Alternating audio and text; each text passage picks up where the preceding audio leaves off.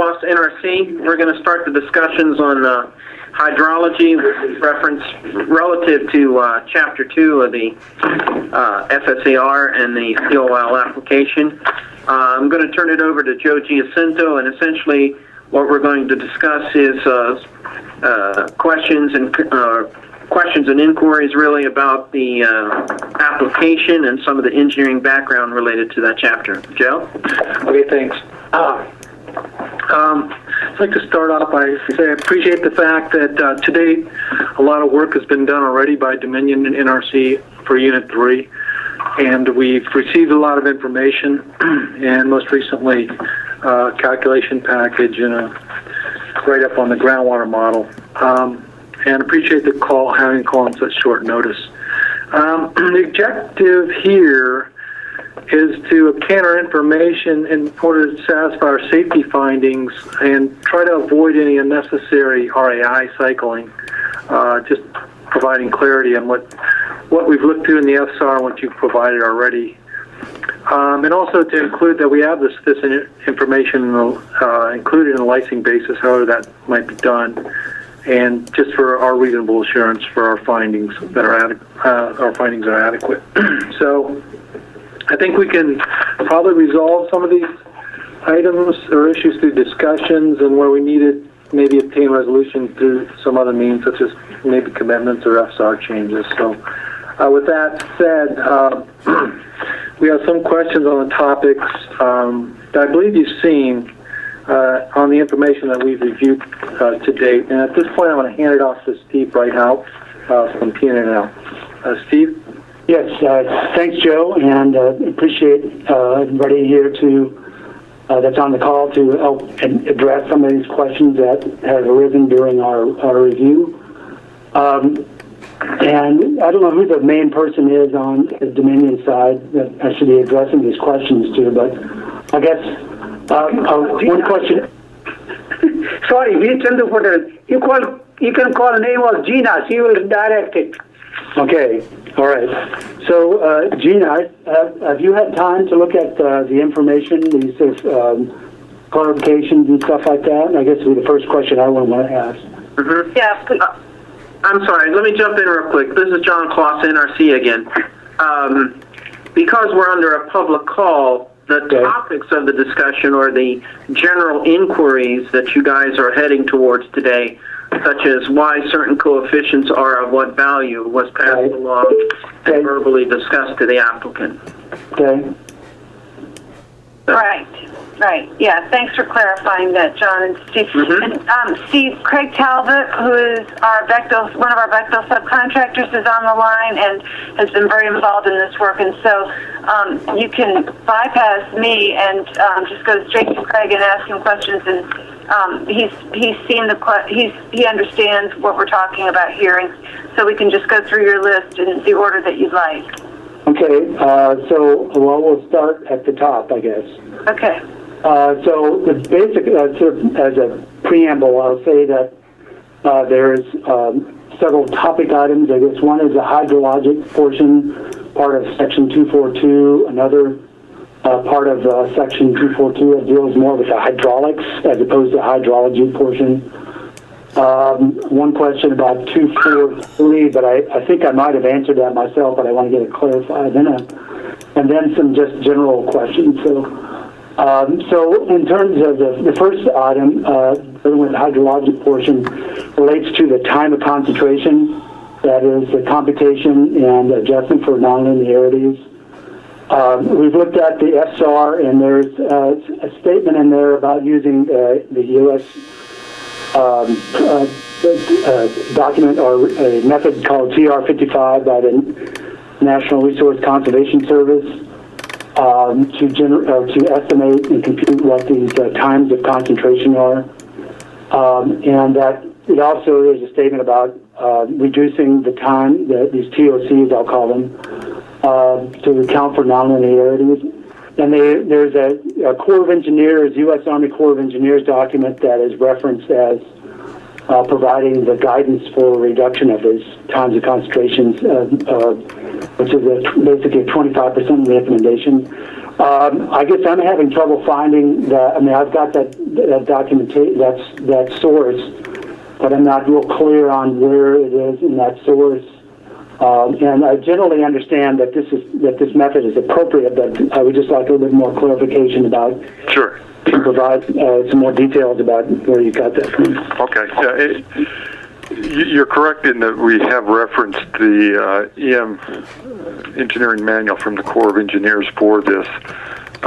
What the reference is really referring to is the concept of reducing the time of concentration to account for nonlinearity. The document itself does not specifically state 25% decrease of the time of concentration value. In fact, on page 13-8 of that reference, what they do indicate in there is it says runoff parameters used for the transformation of rainfall snow melt runoff should be appropriate for the magnitude of the event being simulated. They say travel times tend to be significantly shorter during major events. Indices of travel time, such as values for unit hydrocraft parameters and routing coefficients, are frequently adjusted downward from their magnitudes based on historical events to reflect severe conditions. And that's all they state.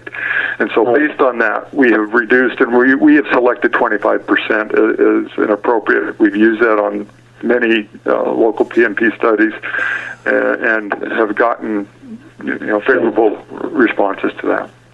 Okay, yeah, because I had the same thing that I did not see it in the documentation.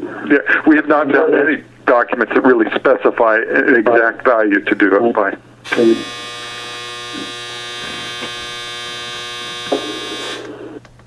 So, I guess, hey Steve, before we leave the topic, can we decide on, what would be best, how to treat it? So, unless you want to do that at the end. It doesn't matter to me. We can treat it either way. Like I said, I understand the methodology, and it seems to be appropriate. It's basically just trying to get at the source. Okay. Because I've seen it that. So, in my understanding is that if I was just missing something, but I think I'm pretty much clear on this. So I think. Okay. Great. Okay. So the second part of this particular topic has to do with the runoff coefficients. You're using a rational method to estimate what the discharge is based on the times of concentration and the a runoff coefficient in areas and such. And I just want to give some clarification as your justification for why 0.9 is to consider it conservative. Okay, well, if it's noted in both the FSAR, and I don't know if you've had a chance to review the calculation or not, but we actually use a coefficient of 1 for most areas. The only time we use a coefficient of 0.9 is for the vegetated areas, which are quite small on this site. And that vegetation in those areas is going to be grassed slopes, is what those will be. And if you typically look up, for instance, if you were to go to a Virginia Department of Transportation website on their, and they look at their drainage manual, they indicate for lawns a runoff coefficient of anywhere from 0.2 to 0.4. And for steep grass slopes, let's say a 2-to-1 grass slope, they have a runoff coefficient range of 0.4 to 0.7. So by selecting 0.9, that's still even above that, and even when they say using a 0.7, that's considered a grass slope that's not really well stabilized yet. In other words, it's just been seeded and the vegetation stand isn't that strong yet. So using a 0.9, we feel is well beyond the range of what the common guidance is out there for a grass slope. And as I said, that's the only place we use the 0.9. Everywhere else we're using 0.1 for impervious surfaces and gravel surfaces and everything else. And most guidance there even indicates that you should use a 0.9 for that, for impervious surfaces. Correct, you said 1, you meant 1, not 0.1. Right. Correct, 1, I'm sorry. Yeah, 1.0, not 1.1. Okay. Yes, I was going to say, actually, this sort of, I think that's fine. I mean, that's what I guess I was understood what was being done, but I guess now that you've explained that. There's one other sort of item that's I'm going to talk or mention further on in the general section. Is it would be helpful if there was a calculation package that we were able to review. And I guess I don't know whether it's something we'll probably want to bring up a little bit later, but that might contain some of this information that isn't quite so well documented in the SR. That would help with that. And I don't know whether there's a possibility. Well, what's the chances of being able to get to be able to view the calculation package in an electronic reading room? Well, from Bechtel's standpoint, we can provide that, but I need to let Dominion speak to that. Right. Yeah, and that's fine, Craig and Steve. We would be happy to post it if that would help you. It would help, yes. Okay. All right, so we'll take an action to post it in the reading room.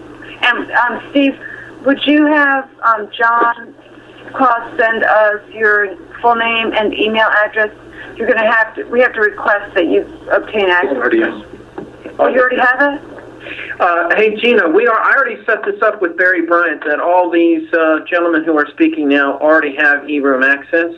Oh, I'm sorry. And we put other supplemental calc and data information in there. This would be a new piece for their viewing in the e-room. Okay, Right. Steve's already on the list. Yeah, just as a side note, can you separate the groundwater information from the surface water? Right now it's all lumped under a groundwater folder. Yes, we can do that. Thank you. Okay, Steve, you can move on to WSC between buildings, I believe. Okay, so this is probably, I guess, my biggest question, I think, of all of them, of the ones I have for surface water, related to the water surface elevation between buildings and sort of handling of roof runoff. Mm-hmm. I guess I'm going to kind of go through this to just kind of make sure I can explain my little logic. So in FSTAR section 2.4, it states that water surface elevation applies to the whole power block area. However, examination of there's a site map with the HEC RAS cross sections and actual examination of the model input files. It's evident that that the focus is on the drainage channels with some with the cross sections not necessarily extending up in between the buildings. Say, for example, the turbine building and the control building. Excuse me, the reactor building and the control building. I'm thinking of a particular subbasin, I think labeled E2. Let's see. Also, in examining those sort of subbasin layouts that are used to provide or to estimate the discharge into the different parts of the drainage system, there are the subbasin boundaries are delineated. And it's not real clear as to what that basis for, I guess I would say, distribution of roof runoff into the various subbasins is how that was made. So if we would like to get a clarification, okay, so let me back up just for a second. So when we look at the roof, at the drainage between the buildings, and also considering the ground elevation that's reported in the FSAR, which I believe is 6 inches below the plant grade, which would make it 289.5 with the plant, that is NAVD 88. There is some concern that the roof, the flatness of the area between the buildings and roof drainage plus direct precipitation on the areas in the building would be may compromise, I guess, may cause that very localized water surface elevation to approach or maybe even exceed that plant grade elevation under this local intense precipitation event. Yeah, I understand what you're saying. I can address both your subjects there and with that. As far as the roof division of the roof structures and that, realizing that many of these structures, the roofs are not yet completely determined what they're going to look like. Particularly for things such as the admin building and that, where these buildings are yet to be completely and fully designed. What the general concept is, and it's using the concept that is used at most power plants, is that there is some slope to these roofs, but they usually also have a parapet wall around them that generally even exceeds the crown points of these roofs. And since we are considering all roof drains and drainages off of these roofs to be plugged, then we have standing water on the roofs that overflow the parapets. And so, since the parapet roofs around the roofs all are at the same elevation, then the flow just goes off the roof all around all four sides, if it were a square building, in all directions, based on the length of the parapet roof that you have there. And so, we have kind of just divided up the subbasins based on what we see on the ground, and then carried those across onto the roofs, trying to divide them up equally, splitting the lines down the middle of the roof so that half goes this way and half goes that way, or in line with the cross sections where they come across perpendicular to them. So we're distributing the roof loads based on that, but we're carrying them all the way to the ground in those actual subbasins with that. And that is the justification, and then that's where we came up with the roof drainages on that. As far as the flow in between the buildings and that, any flow that's on the ground is going to be higher than 6 inches below site grade. So we didn't actually calculate water levels, the sheet flow as it moves across the gratings, because that will be above site grade. It has to be above the grading that comes around there. As it flows away through those things, we did I need to go back and reread the FSAR in this area, but we did look in one area and found that the level of flow, the sheet flow through those, was only a few inches. I'm just not remembering where that was, but I know we did do that in the calculation at least, and it may have also been labeled in the FSAR in itself. Yeah, I don't recall seeing anything, a discussion of that. FSAR itself, okay. I think it's in the calculation then, where we to do as a sanity check to make sure that we were not exceeding levels that would then compromise the water levels going into that. But the sheet flow, based on the way the grading is the sheet flows towards the ditches in all directions, and so the flow is away from all safety-related buildings. And so we're not going to have any flow coming back up against them. It's all going to be moving away and towards, and that sheet flow will then head towards the ditches. And I think we calculated in the calculation a maximum depth in one location in the yard area to be on the order of 3 to 4 inches.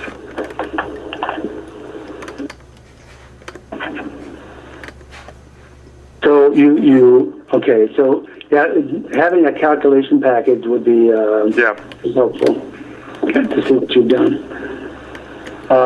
Did I misunderstand you in saying that you were saying that any flow wouldn't exceed the site grade? Well, yeah, I was.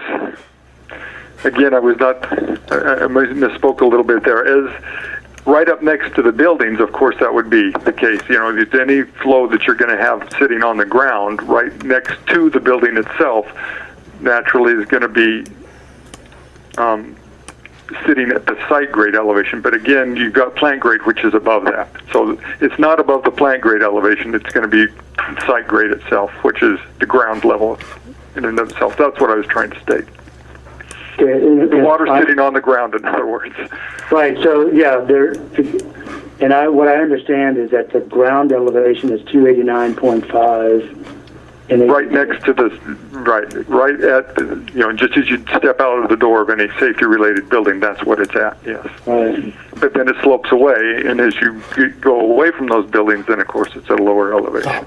Well, yeah. From the information that we have provided in the FSAR, that is a site plan with the topo No, we can't discern any gradient. I mean, basically, the contours stop at 289.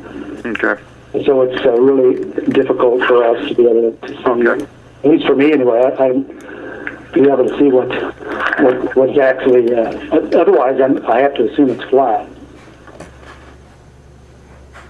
I guess this actually gets down to another question that further on about whether there's an electronic version of the site plan that provides a little bit more detail. Doug, you could probably speak to that. Well, I guess I was just trying to recall, do we have a copy of the site drawing and the final grade drawing as attached to the calculation? I don't think that we do. It may be. Well, let me look at the list of attachments here and see if it is part of that.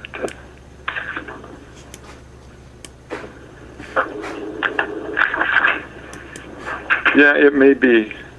So if they look at that, that's correct. If they look at the calculation, because we have the subbasin drainage areas, and I believe those are drawn on one of the versions of the. I don't have the actual attachments with me. I'm not at my office today. I'm out at the site, and I don't have everything in front of me with that. But I think that is the case. I'll check on that, Doug, to make sure. And if it's not, then we would probably need to get one. Okay. And I guess Gina, or that drawing actually belongs to Floor, so right. We'll have to get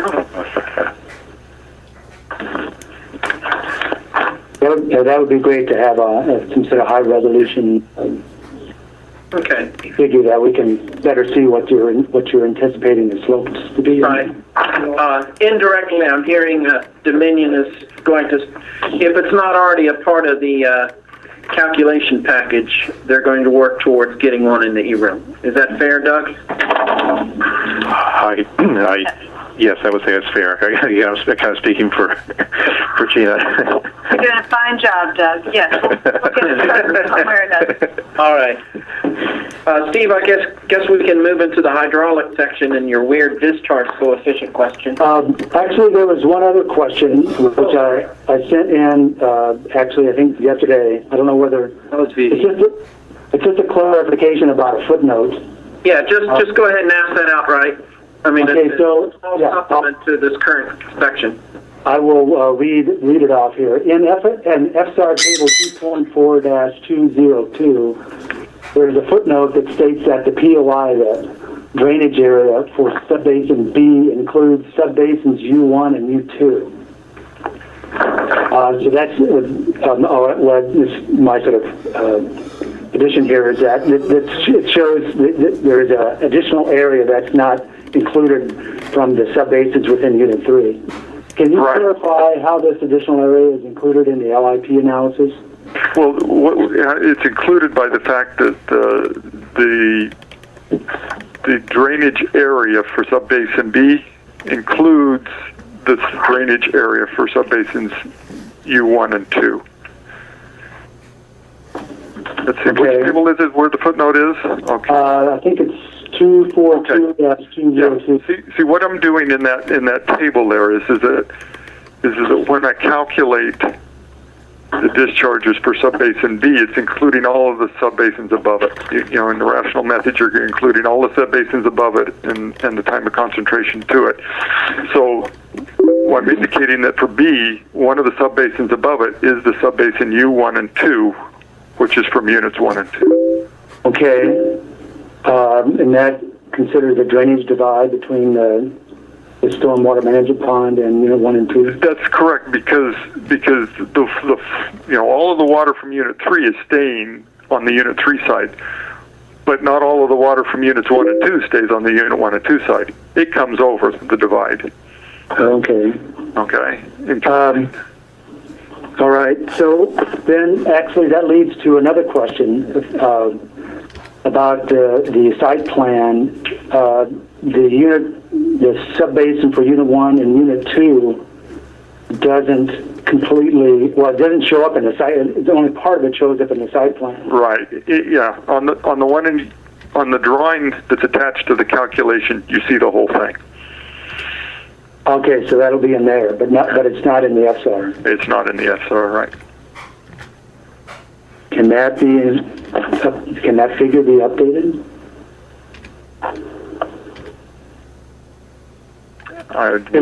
From what it sounds like, I mean, from now what I understand, it sounds like that area could be pretty important in terms of the total volume that flows into the into beach. It's not a lot bigger than what's shown on there. It extends out just a little further. To kind of complete the square there, you would see it. But, that's something that could be done. Okay, so you're saying that in the calc package, so it's in the calc package attachment. Right. The design. And that you possibly could update that figure. No, the design basins, the basin designs. So, Steve, which figure were you talking about updating? And let me go to it. 2.0-13A, I think is the one you're thinking of. Yeah, I have to. Press it. Yeah, 201, 2.4-201. Excuse me. That sounds right. Let me double check that. Yes, that's it. 2.4-201? Correct. Roger. Okay, all right. So moving on. So talking about the hydraulic section, the weir discharge coefficient, unless there's any more questions about that earlier. Okay, I'll move on. So the weir discharge coefficient. So I understand and agreed with your blocking the culverts and you're completely blocking the culverts, and you are doing your analysis as a broad-crested weir, as broad-crested weirs to account for that. But looking at I'm just kind of puzzled about the coefficients that are used in the HCC RAS model. I think there's 4 of these, what HCC RAS calls inline weirs. Right. 2 of them have the discharge coefficient set to 2.6, and the other 2 have it to 2.4. Correct. Is that intentional? Yes, it is. And the reason for that is the 2 that are at 2.6 are just straight roadways going across the tops of those. Okay. The 2 that have 2.4 have security bollards in addition to the roadway. And so in other words, there's these bollards that are approximately 1.2 feet, I think is the dimensions of them, with 4 feet spacing in between them. And so you've got a little bit of a resistance from those, and in the calculation, this is all explained, and we go through a calculation and show what the head loss result of having those bollards on there is, and then by using a coefficient at 2.4, we were able to account for that head loss that goes through them, and so we reduced the coefficient on those 2 weirs by 0.2. Okay, that would, so again, the calculation package is important. Okay.